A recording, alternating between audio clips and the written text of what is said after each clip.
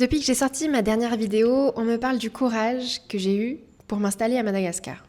Et pourtant, ça sonne d'une manière un peu étrange à mon oreille, parce que ça supposerait que j'ai fait quelque chose de difficile, de risqué, voire de dangereux, alors que ce n'est pas du tout comme ça que je l'ai vécu.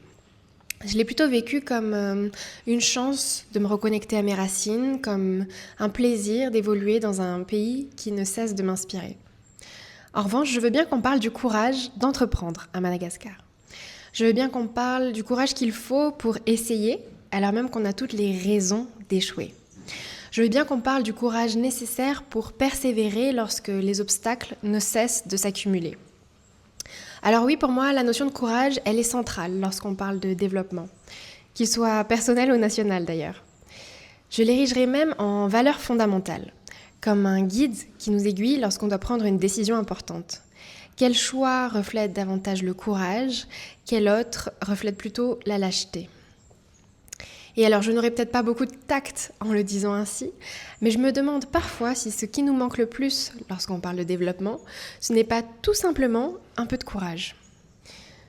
C'est une valeur rare car notre culture nous pousse à respecter nos aînés, à éviter le conflit, etc.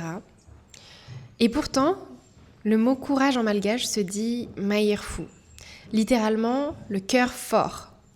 Et je trouve que c'est une traduction vraiment très parlante, parce que finalement, le courage, ce n'est pas l'absence de peur, mais l'action malgré la peur. Et quoi de plus fort que le cœur pour faire ça? Donc vous l'aurez compris, pour moi, le courage est essentiel et je dirais même qu'il a le réel pouvoir en ce monde. Parce qu'il détient en lui l'antidote à son propre opposé, et qu'il suffit parfois d'une pointe de courage pour vaincre un océan de lâcheté. Donc je le crois, le courage existe pour nous faire accomplir nos aspirations profondes.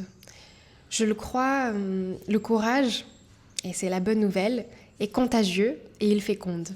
C'est pourquoi, sans trop tarder, je vous administrerai votre tout premier complément de courage, appelons-le comme ça. Et sans présager qu'il vous soit totalement inconnu, je vous annonce qu'il aura un goût boisé, l'odeur de la terre, la chaleur du soleil et le son des oiseaux.